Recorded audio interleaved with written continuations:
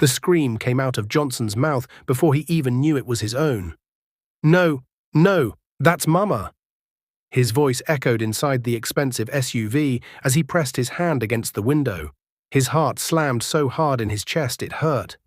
The driver panicked and looked back at him through the mirror. "Sir, what is it?" Johnson didn't answer. He couldn't. Because right there, on a dusty road in the outskirts of Oshodi, he saw something that froze his soul. A weak, tired, 70-year-old woman, sitting on an old rusty wheelbarrow. Her grey hair was scattered, her wrapper was dirty. Her eyes were half closed like she didn't even know where she was.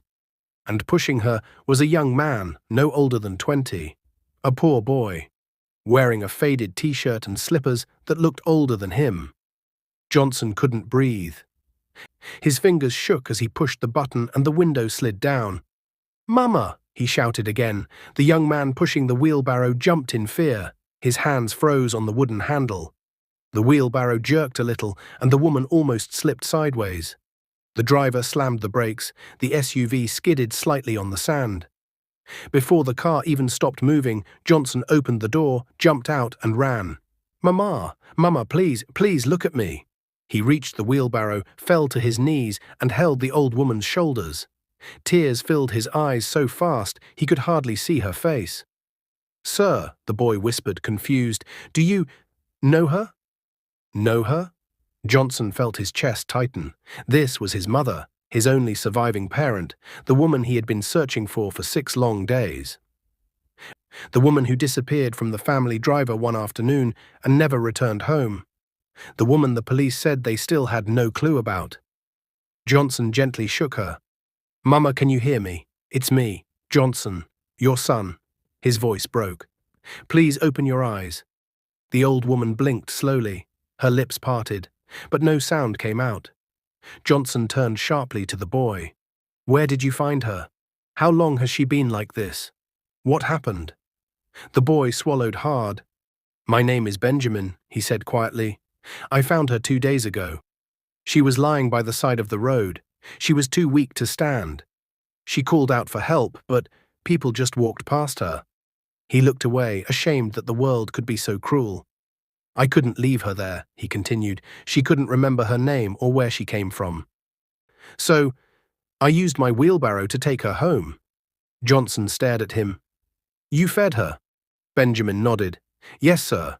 I used the little food I had." Johnson's throat tightened again. His mother had been lost, hungry, confused, and this poor boy had been the one caring for her. And today, Benjamin added softly, "I wanted to take her to the police station so they could help find her family." Johnson covered his mouth with his hand. He felt his legs shake. This boy, this stranger, had saved his mother's life. When the driver rushed over to help, Johnson lifted the frail woman gently into his arms. "We're going to the hospital," he said, voice shaking. Then he turned to Benjamin. "Get in the car. You're coming with us." Benjamin's eyes widened. "Sir, I can't enter that kind of car." Johnson cut him off. "You helped my mother when she had no one. Now I will not leave you here." Benjamin hesitated, looking at his muddy slippers, his dirty shirt, his old wheelbarrow. He felt too small for such a car, too poor, too invisible. But Johnson opened the back door and nodded firmly. "Please," he said, "come." Benjamin slowly climbed in. Inside the SUV, he sat stiffly, afraid to touch anything. Johnson held his mother tightly, whispering, "You're safe now, Mama. You're safe." But even as he said it, fear gripped his heart. Her breathing was shallow, her skin was cold, her pulse was weak.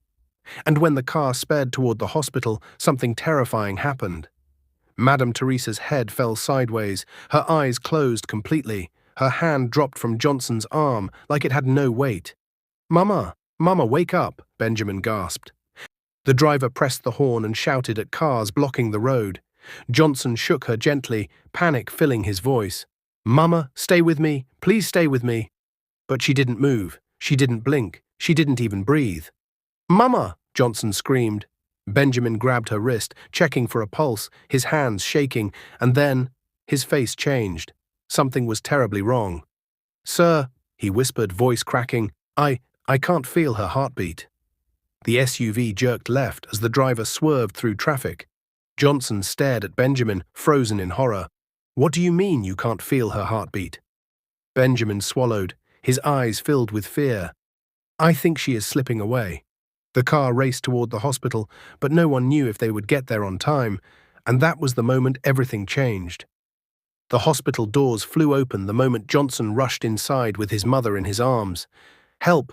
Please, somebody help!" he shouted, his voice cracking. Nurses turned immediately. One of them gasped when she saw the old woman's lifeless body. Another nurse ran ahead, guiding them toward the emergency room. "Bring her here, quickly!" Benjamin followed, trembling so hard his legs felt weak. He had never been inside such a bright, expensive hospital before. The shining floors, the sharp smell of medicine, the fast footsteps.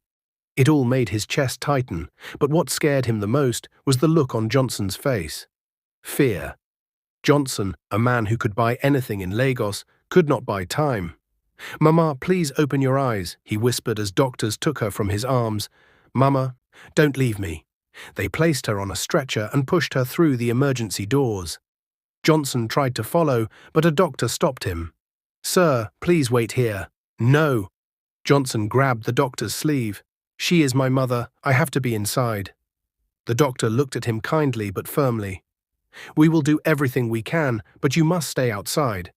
Johnson froze, chest rising and falling fast. His hands shook. He wanted to scream, break the doors, or run inside, but he couldn't. He had no choice. Slowly, he stepped back. The doors shut. A red light above them turned on. Emergency in progress. Benjamin stood there, breathless. He had never seen someone fight so hard for a parent. He wished he had the chance to do the same for his own. Johnson leaned against the wall, covering his face with both hands. Tears soaked into his palms. His shoulders shook silently. Benjamin walked closer. "Sir." "She is strong," he whispered. "She survived 2 days in the cold without food. She will fight." Johnson looked at him, eyes red. "You helped her when everyone else ignored her," he said softly. "You didn't know who she was. You didn't know she had a family. You didn't know she had a billionaire son." His voice broke. "Yet you helped." Benjamin lowered his gaze. It was the right thing to do. "The world doesn't do the right thing anymore," Johnson whispered.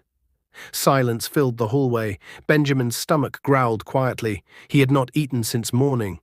But he didn't move. He couldn't leave. Not while Madame Teresa was fighting for her life. After 30 minutes, a nurse stepped out with a worried expression. "Sir?" Johnson rushed to her. "Yes, how is she?" "The doctors are still working," she said, "but she is not responding yet." Benjamin's heart sank. "Can I see her?" Johnson begged. "No, sir, not yet." Johnson nodded slowly. His lips trembled. Benjamin took a deep breath, then did something he had never done before. He reached out and gently placed his hand on Johnson's shoulder. "Sir, don't give up hope." Johnson looked at the boy, surprised. But somehow Benjamin's presence gave him strength. Even if Benjamin looked poor, tired, and hungry, there was something pure in his voice, something honest.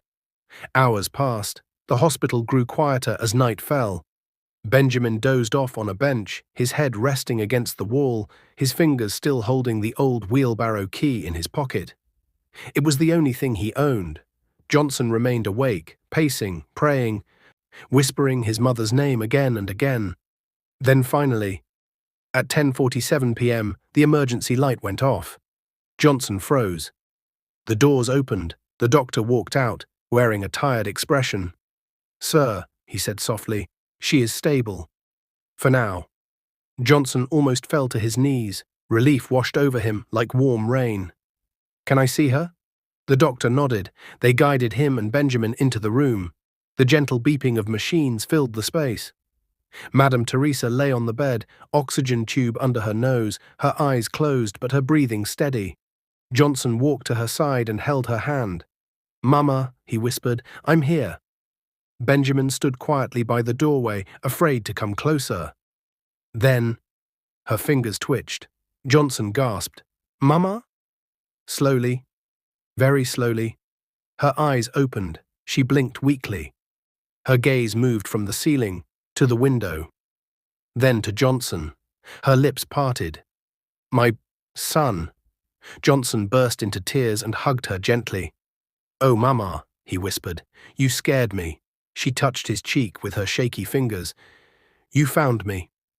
Then something amazing happened. She turned her head slightly and saw Benjamin. For a moment, she stared like she was trying to remember him. Then her eyes softened, and she whispered, You helped me." Benjamin swallowed hard, tears filling his eyes. "Yes, Ma'am. I couldn't leave you on the road." Her shaky hand reached toward him. Benjamin stepped closer and held it.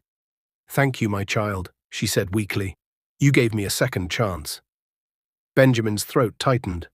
No one had ever said such words to him before, not since his parents disappeared. Not since he became a wheelbarrow pusher, not since life broke him. Johnson watched silently, his heart swelling with something he hadn't felt in a long time, deep gratitude. For the first time, the room felt warm, safe, whole, but just as hope returned, the machine suddenly beeped sharply. Madame Teresa gasped, her eyes rolled back, her hands dropped. "Mama!" Johnson screamed. Nurses rushed in. The doctor shouted, "Move back, she's crashing again." And Benjamin froze in horror as alarms filled the room. The sound of the heart monitor screaming filled the room. Nurses rushed forward. A doctor pushed Johnson away. Another nurse held Benjamin's arm so he wouldn't run forward. "Mama, Mama, please stay with me," Johnson cried, reaching toward his mother but unable to touch her. The doctor shouted instructions. "Start CPR. Get the crash cart. Check her pulse again." The room exploded with noise. Benjamin stood frozen, his chest rising and falling fast. His heart hurt. His legs shook so badly he thought he might fall. He couldn't look away from the old woman on the bed. He had seen people faint before, collapse from hunger before, but this was different. This was life slipping away. Again. He whispered softly, "Mom, please don't die." "Not again. Please." The doctors worked quickly, pressing on her chest, checking her breath, shouting her name. Johnson sobbed into his palms, shaking from head to toe. Then, beep, beep. Her heartbeat returned, slow but steady. Johnson fell against the wall, crying in relief. Benjamin let out a long breath he didn't know he was holding. One of the nurses spoke gently. "She's back, but still very weak." They rolled her to a different section of the room for closer monitoring, placing new wires on her skin and adjusting her oxygen. Johnson sat beside her bed, holding her hand as if afraid she would disappear if he let go. Benjamin remained near the doorway, hands pressed tightly together, his eyes never leaving Madame Teresa. After a while, the doctor approached Johnson. "Sir," he said softly, "your mother needs rest. She had a major shock. Her body is tired. She may wake up again soon, but you must prepare your mind. At her age, anything can happen." Johnson looked down, tears filling his eyes again. "I can't lose her," he whispered. The doctor placed a hand on his shoulder. "We are doing our best." When the doctor left, silence settled in the room. Only the gentle beep of the monitor filled the air. Johnson wiped his face and turned toward Benjamin. "You haven't said much," Johnson said quietly. "Are you okay?" Benjamin blinked. "I'm fine, sir." "You look scared." Benjamin looked at the sleeping woman, his voice low. "I just don't want her to die. She was kind to me. She thanked me." His fingers trembled. "No one thanks me," he whispered. "Not for anything." Johnson stared at him quietly. He had noticed the boy's hands earlier, rough, bruised from pushing heavy loads. His shirt was torn on the side. His slippers had holes in them. Even now, Benjamin seemed afraid to sit down, as if he didn't belong in the clean hospital room. "Come," Johnson said softly. "Sit." Benjamin hesitated before slowly taking a seat at the edge of the bench. He sat stiffly, careful not to touch anything. After a long silence, Johnson spoke again. "How did you end up in Oshodi with a wheelbarrow?" Benjamin looked down at his hands. "It's a long story, sir. I want to hear it." Benjamin swallowed hard, his throat tightened. He didn't know why, but for the first time in years, he felt safe enough to speak. Maybe it was because Madame Teresa held his hand earlier. Maybe it was because Johnson looked at him like he mattered. Or maybe he was just tired of holding everything inside. My parents disappeared, he said quietly, when I was 16. One night, they went to the market and never came home. Johnson's eyes widened. The police looked for them, Benjamin continued, but they found nothing. After 1 week, the landlord chased me out because we couldn't pay rent anymore. So you were alone? Johnson asked softly. Benjamin nodded. Yes, sir. No family, no money, no place to go. He rubbed his hands together slowly, a habit he formed whenever he felt pain. I was the best student in my school, he continued slowly. Our principal even told me I could win a scholarship someday. But after my parents went missing, everything stopped.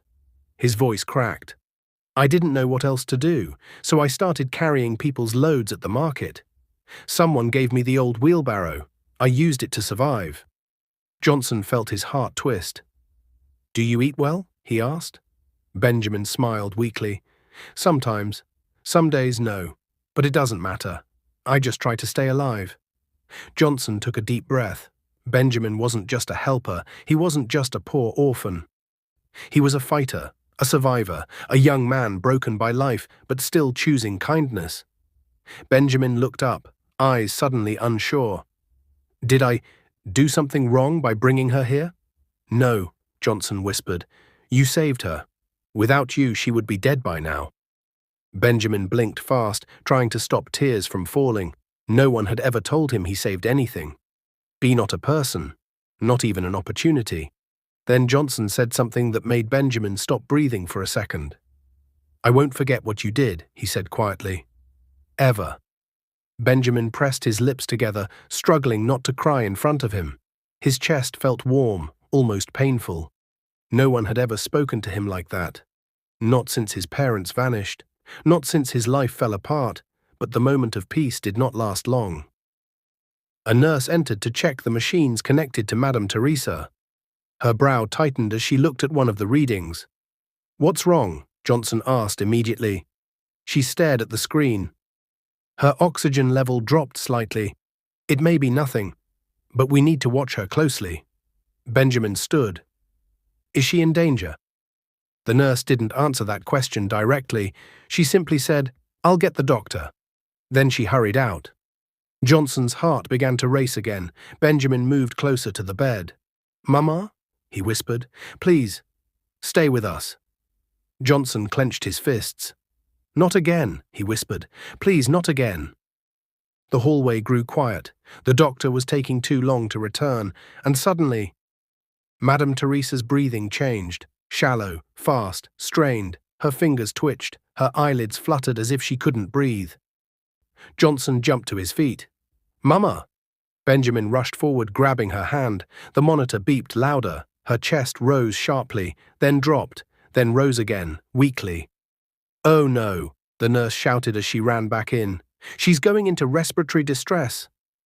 Johnson grabbed Benjamin's arm. Benjamin grabbed his mother's hand, and the doctor rushed inside at full speed. Everyone move back, the doctor shouted.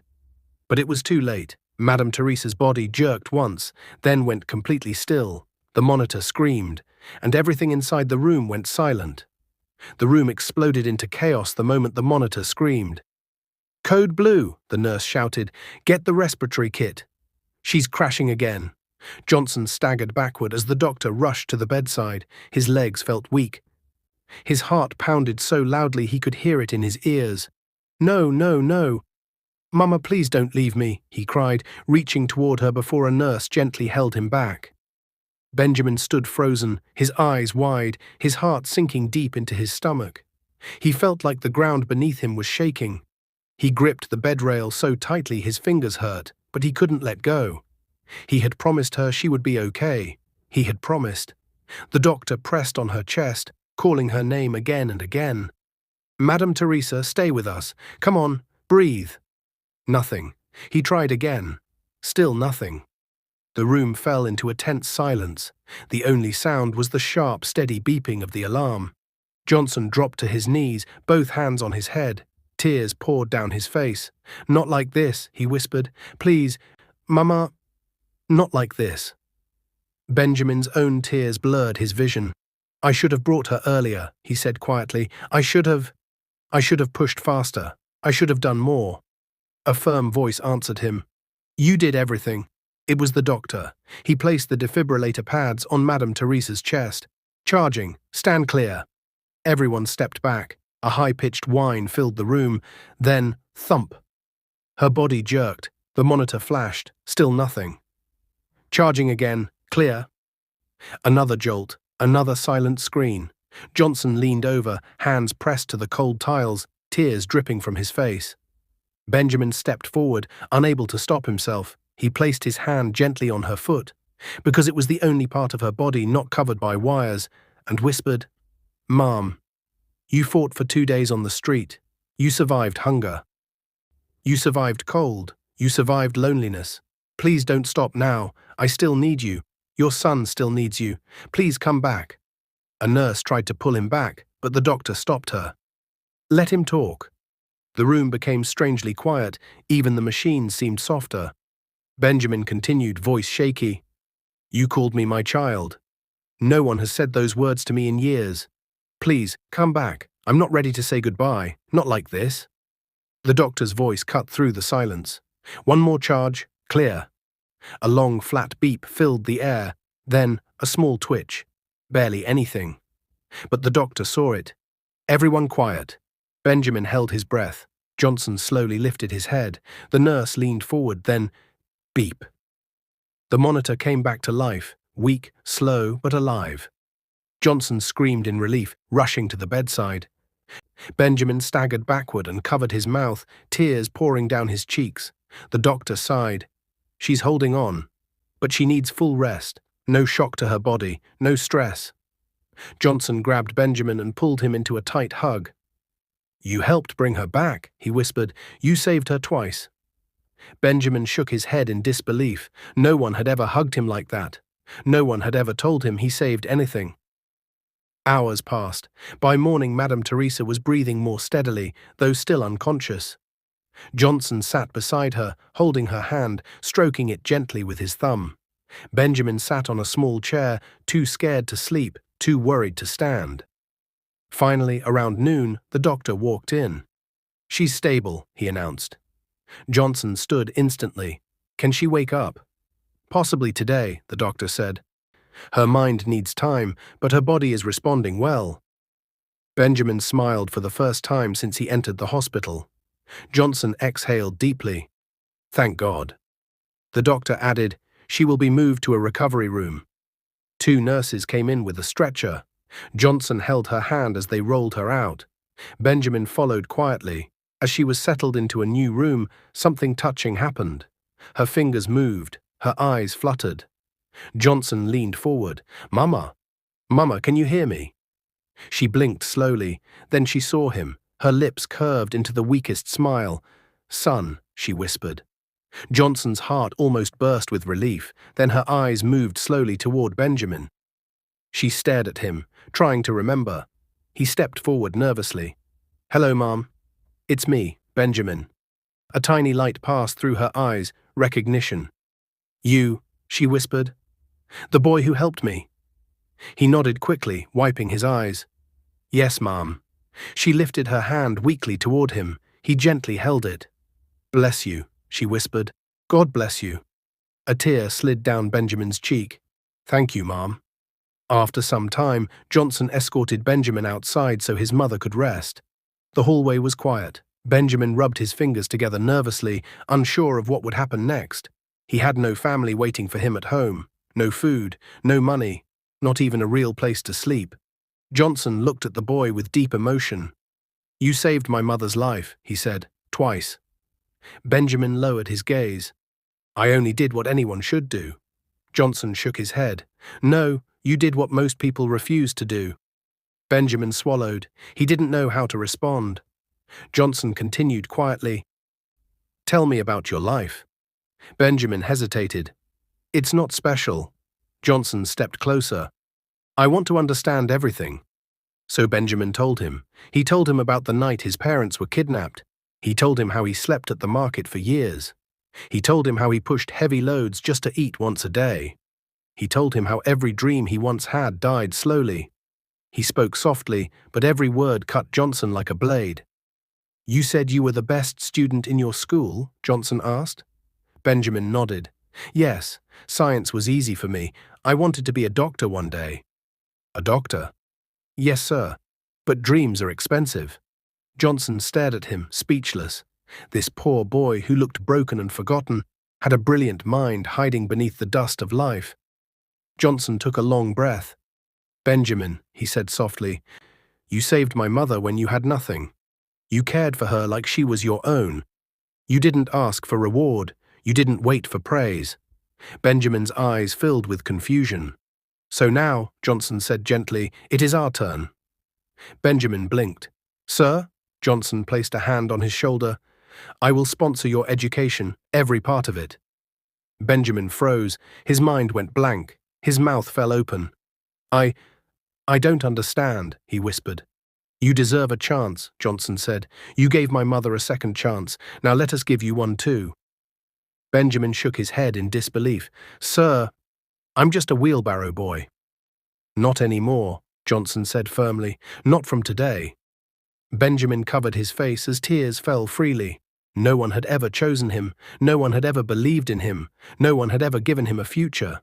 Then, behind them, a soft voice spoke. They turned. It was Madame Teresa, standing weakly at the doorway with a nurse beside her. Her eyes were full of tears. Johnson, she whispered, the boy deserves more than a chance. He deserves a life, the same way he saved mine. Benjamin stared at her, shaking. Madame Teresa opened her arms. My child, she said softly, come. Benjamin walked toward her slowly, until he felt her warm, shaking embrace. For the first time in many years, he felt loved. But that beautiful moment was interrupted by something none of them expected. A nurse rushed down the hallway, panic on her face. Sir, doctor needs you both, immediately. It's urgent. Johnson's heart dropped. Benjamin stiffened. Madame Teresa gasped. Something had happened. Something serious. The nurse's voice echoed down the hallway like a thunderclap. Doctor needs you both, immediately. It's urgent. Johnson felt his whole body freeze. Benjamin's hands trembled. Madame Teresa's eyes widened in fear. What happened? Johnson asked, stepping forward, his voice sharp with panic. The nurse shook her head quickly. Please come, now. She didn't wait for a reply. She turned and began running back toward the emergency section. Johnson grabbed Benjamin's hand and pulled him along. Madame Teresa tried to follow, but a nurse behind her gently held her back. Ma'am, you need rest. Please stay here. No, Madame Teresa cried. That's my son. But she was too weak. The nurse slowly guided her back to her room. Meanwhile, Johnson and Benjamin ran through the hallway, the fear growing inside them with every step. When they reached the emergency room, the doctor was standing with two other nurses. His face was tight, serious, and worried. What is happening? Johnson demanded. The doctor took a deep breath. It's about your mother. Benjamin felt his heart drop. Johnson grabbed the doctor by the arm. Tell me she's okay. She is. Stable, the doctor said carefully, but something unexpected came up. What is it? Benjamin whispered. The doctor pointed at a screen showing results from a brain scan. Your mother has an old blood clot forming in her brain. We missed it at first because her vital signs were too unstable. Now, it is growing.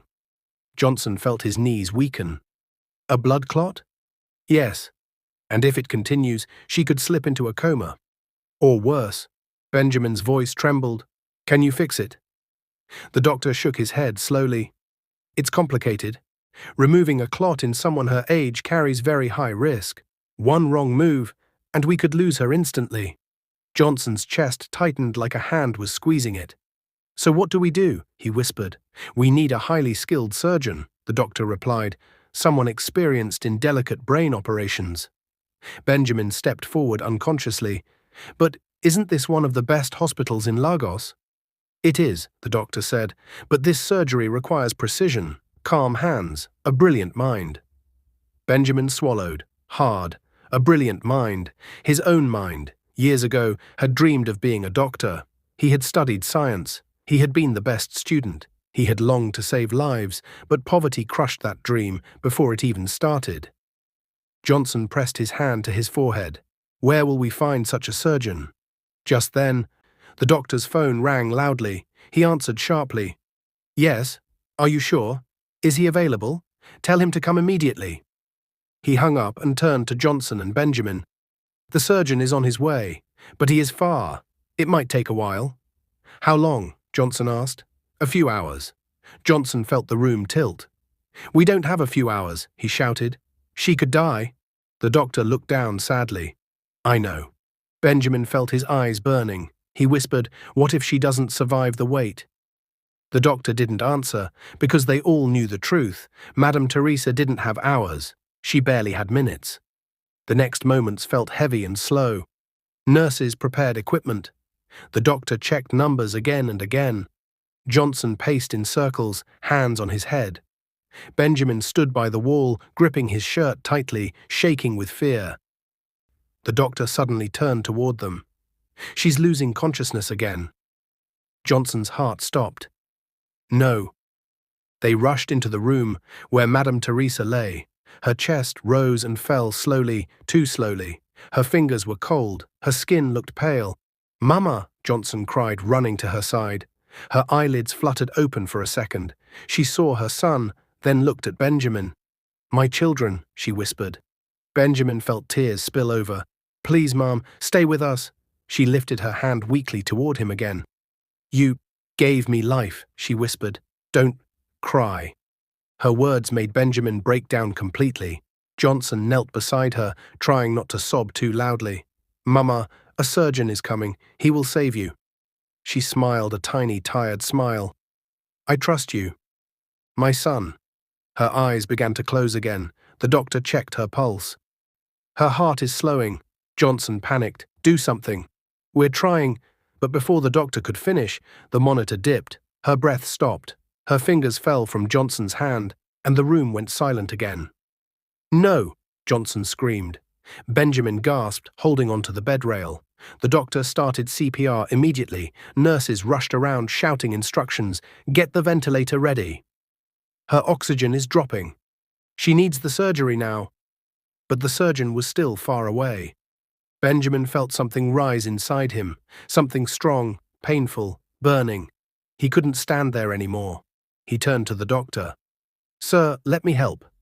The doctor blinked in confusion. What? I understand science. I understand how the brain works, Benjamin said quickly. I studied biology, chemistry, anatomy. I was the best in my school. This is surgery, the doctor said, not theory. I know, Benjamin said, voice shaking, but I've read about these operations. I know what a clot looks like. I know how it affects blood flow. I know the symptoms, confusion, memory loss, weakness. I can help you keep her stable. Please. You are just a boy, the doctor said softly. You can't operate. Benjamin stepped closer, tears falling. But I can help her breathe. I can help you monitor her signs. I can assist. I won't touch anything dangerous. Just let me help keep her alive until the surgeon arrives. The doctor looked at him. Really looked. At his desperate eyes. At his shaking hands. At his broken past. At his fierce determination. Then Johnson spoke. Let him help, he whispered. Please, he saved her once. He can help again. The doctor hesitated, then slowly nodded. Fine, stand beside me. Benjamin rushed to the bedside. The doctor guided him. Check her oxygen line. Watch the numbers. Tell me if it drops. Don't panic. Stay steady. Benjamin wiped his tears and forced his hands to stop shaking. I can do it, he whispered. Together they worked, nurses on one side, the doctor pressing on her chest, Johnson praying loudly, and Benjamin watching every number like his life depended on it. Doctor, Benjamin shouted suddenly, her oxygen level just dropped again. Adjust the valve, the doctor ordered. Benjamin's fingers moved quickly, adjusting the tube with precision. The numbers steadied. That's it, the doctor said. Keep going. Minutes felt like hours. Finally, a loud voice echoed from the doorway. Where is the patient? The surgeon arrived. A tall man in green scrubs rushed in, pulling on gloves. The doctor stepped back. She's losing time. Prep the room now, the surgeon commanded. We're operating. Benjamin stepped back too, trembling, chest rising and falling fast. Johnson held his mother's hand tightly. Mama, please stay alive. The surgeon looked at Benjamin suddenly. You, the boy assisting. What's your name? Benjamin, he whispered. You have a steady hand, the surgeon said quickly. Good instincts. Don't leave. I might need you. Benjamin felt his heart leap. Johnson grabbed Benjamin's shoulder. She believes in you. I believe in you. Benjamin nodded, wiping his eyes. The surgery began. It lasted hours. Benjamin helped check numbers. He held tools. He steadied lights. He followed every instruction with absolute focus. And when the final moment came, the surgeon removed the clot. He breathed a long sigh. She's safe, he said. Johnson collapsed in relief. Benjamin covered his face, trembling with joy. Madame Teresa was rolled out of the room, breathing softly, peacefully. She had survived. Weeks later, after healing completely, she returned home. At a family meeting in the mansion, Johnson said, Benjamin, you're now one of us, and you will go to the best university. I will sponsor everything. Madame Teresa added with tears, You gave me life twice. Now we give you your future. Benjamin broke down crying. Thank you. Thank you so much. He got admission to study medicine. He worked harder than anyone, and 5 years later, he graduated as one of the best students. Johnson and Madame Teresa were there, cheering for him. The sun was warm that morning, shining gently over the University of Lagos auditorium. The large hall was filled with proud parents, smiling students, and lecturers in long, flowing academic gowns. But among the crowd, two faces stood out, Johnson and Madame Teresa. They sat in the front row, dressed beautifully, eyes shining with joy and pride. Because this was the day they had waited years for. This was the day the poor orphan they once found on a dusty road would walk across the stage, not as a wheelbarrow boy, but as a medical doctor. When Benjamin stepped into the hall wearing his graduation gown, there was a loud cheer. Some people recognized him from his school achievements. Others simply felt drawn to the confidence in the young man who walked with quiet strength. But Johnson did more than cheer. He stood, then he clapped, then he wiped his eyes. Madame Teresa's hands shook against her walking stick as she whispered, That's my son. He gave me life. Now he will give life to others. Benjamin spotted them in the crowd. He smiled, chest rising with emotion. He had dreamed of this moment for years, of proving to himself that he was more than his past, more than his poverty, more than his pain. His name was called. Benjamin Chibundu, best graduating student, College of Medicine. The hall erupted into applause. Benjamin walked across the stage, shaking hands with professors, his medal shining on his chest. When he received his certificate, he bowed respectfully. At that moment, he felt something warm in his heart. I made it. I truly made it. After the ceremony, Johnson pulled him into a tight hug. You did it, Benjamin, he said, voice thick with emotion.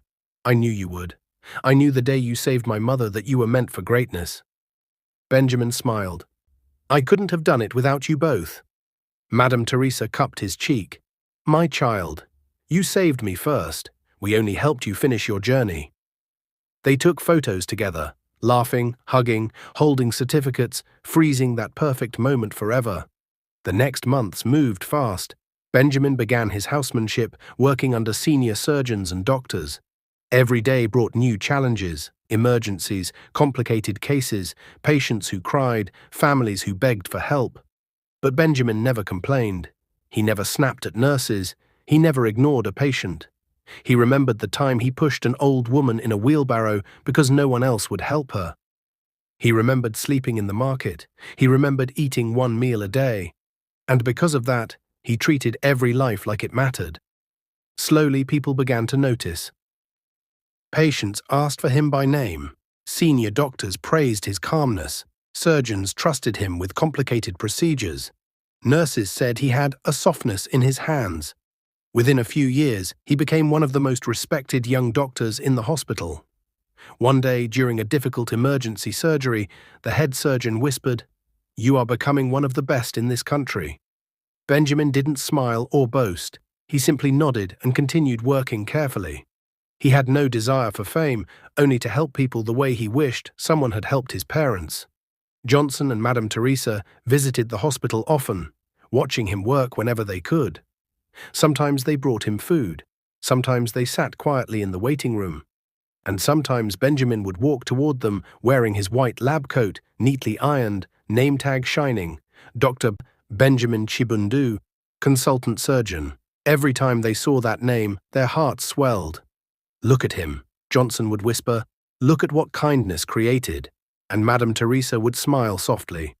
"That boy," she would say, "is a miracle, and God allowed us to be part of his story." Years passed, and Benjamin continued to grow, not just in skill, but in compassion, wisdom, and courage. He became the doctor families prayed for when their loved one was sick. He became the surgeon who volunteered for free cases on weekends. He became the teacher who guided medical students with patience and care. But even as he rose, he never forgot who he once was. He visited Oshodi often. He helped the homeless. He paid school fees for children he saw potential in. And whenever he passed by the dusty road where he once found Madame Teresa, he paused, closed his eyes, and whispered, "This is where my life changed." And this was the beginning. The same boy who once pushed a wheelbarrow now saved lives every day. But destiny had one more cycle left. One afternoon, Madame Teresa slipped in the bathroom and hit her head. The hospital diagnosed her with another blood clot. The surgeon rushed in, but before he could enter the operating room, he saw something surprising. Benjamin was already inside, wearing a surgeon's gown. "Dr. Benjamin," the surgeon said, "are you ready?" Benjamin nodded, calm and steady. "I am." He performed the operation himself and saved her life, for the third time. What is your view about this story? Where are you watching from? If you enjoyed this story, comment, share, and subscribe to our channel for more interesting stories.